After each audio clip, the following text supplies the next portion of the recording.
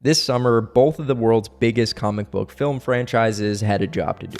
Remind us why their genre should even exist anymore. Both rebooted iconic legacy characters, both mined the past to forge a new future, and both had everything to lose. But while one soared across the finish line, the other limped over it. This is what Superman has that Fantastic Four doesn't.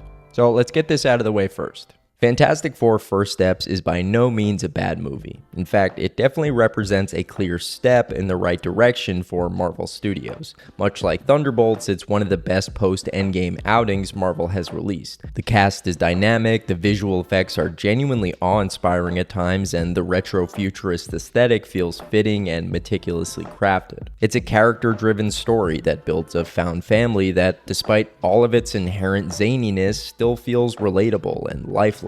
Almost all of these Marvel movies, even the good ones, build characters to serve a plot, but thankfully, Fantastic Four shows signs of real maturity by building a plot to serve its characters, and for that, I have to give it credit. But as much as I respect certain aspects of Fantastic Four, it still feels like the product of a reactive, terrified film studio stuck in an identity crisis, one that desperately wants to move its flagship franchise in a bold new direction, but is too afraid of failure to fully commit to it. Superman, on the other hand, proves that DC Studios is building a franchise that knows where it wants to go and isn't afraid to take risks to get there.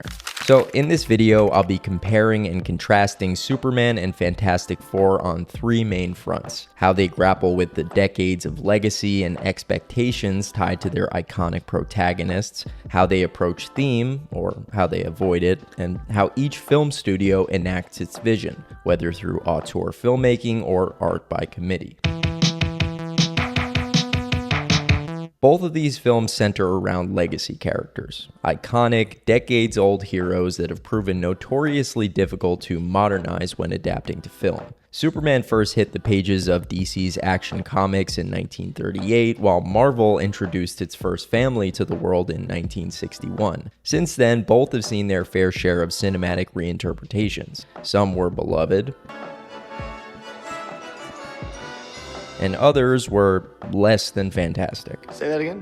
Which is why it was such a risky move for both film studios to hedge such big bets on the success of these two reboots in 2025. For DC, Superman had to jumpstart James Gunn's new cinematic universe while proving that superhero fatigue was really just mid-movie fatigue. For Marvel, Fantastic Four had to revitalize Kevin Feige's stagnating cinematic universe while proving that Marvel still had gas in the tank after sputtering out for 6 years. But beyond what each film had to accomplish for their respective studios, the biggest challenge each creative team faced was modernizing characters that were A, seen by many as hokey relics of a bygone era, and B, still reeling from two failed adaptations in the not-so-distant past. Suffice it to say, each studio tackled this challenge in completely opposite ways. Superman faced it head-on, choosing to depict Clark Kent as a simple yet fiercely compassionate hero struggling to find his place in an increasingly fractured and chaotic modern world.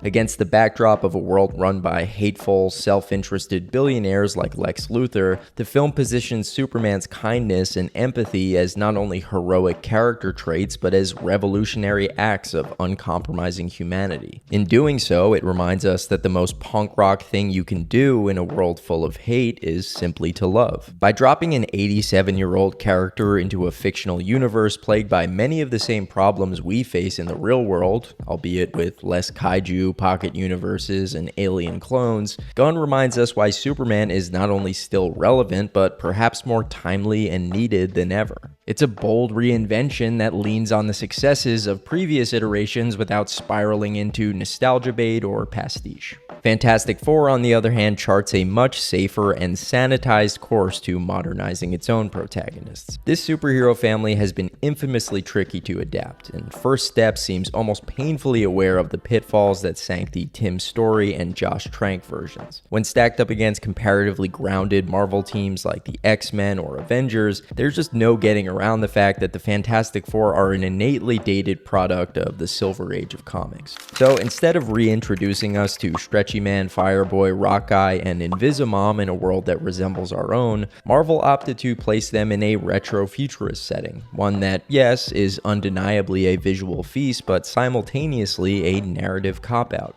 The impulse to ground the Fantastic Four in a time and place that matches their freak, so to speak, is understandable, especially considering how tonally disastrous things can get when you try to Snyderize these inherently cartoonish characters.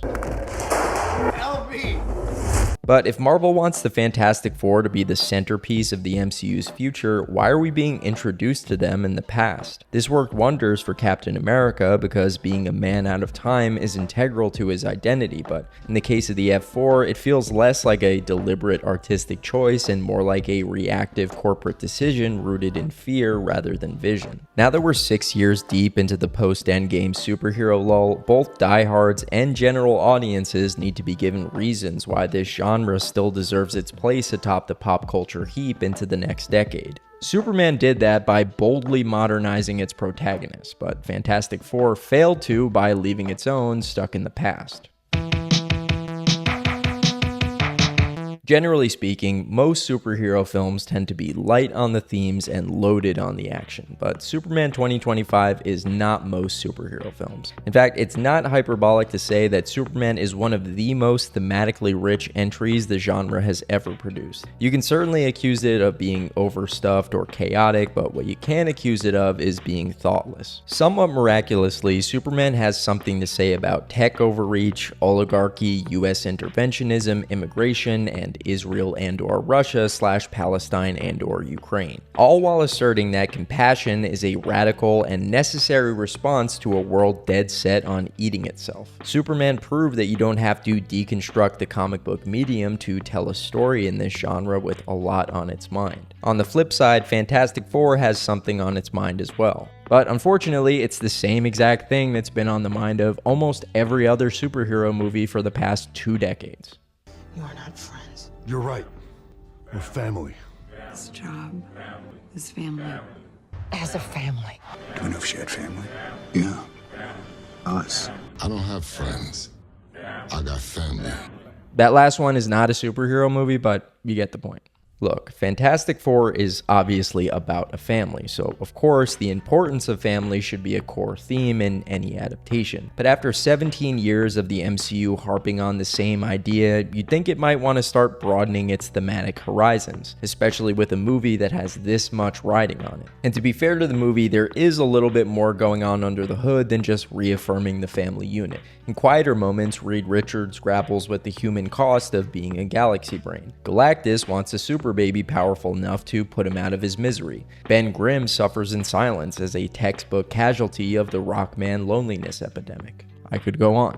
But aside from Galactus catching baby fever, these secondary thematic flourishes have been done and done better, sometimes even by Marvel itself. Tony Stark and Stephen Strange have wrestled with the burden of genius, and Bruce Banner has cornered the market on monster-induced isolation. Even the film's central moral quandary about sacrificing one life to save billions has been covered in films like Infinity War and Eternals.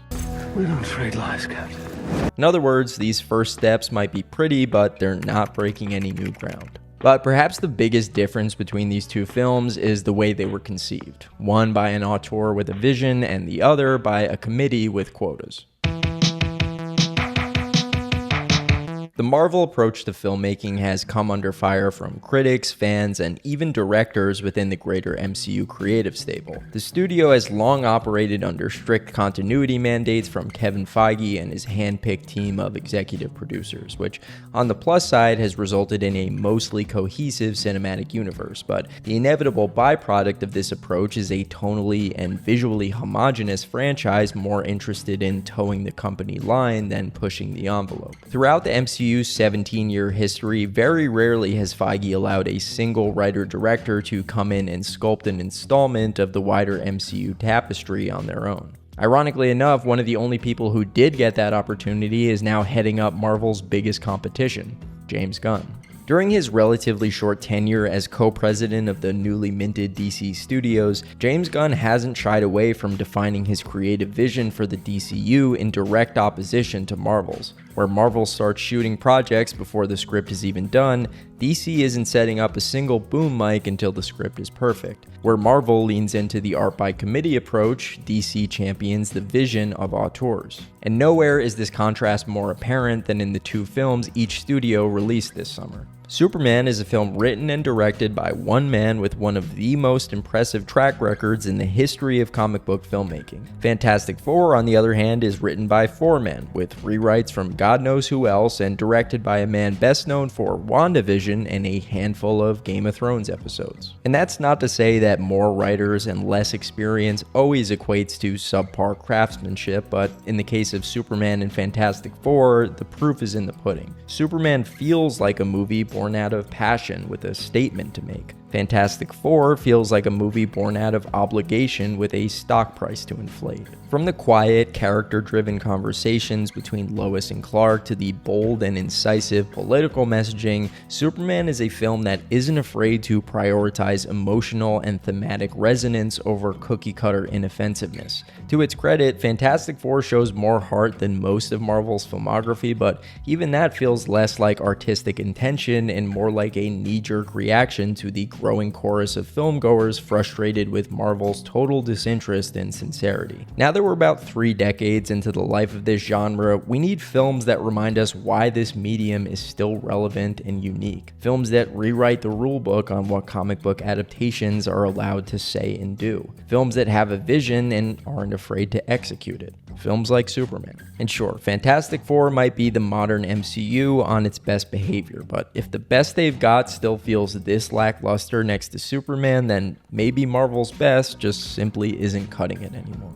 So as always, thanks so much to everyone who made it this far. Like and subscribe for more content like this, and I'll catch y'all soon.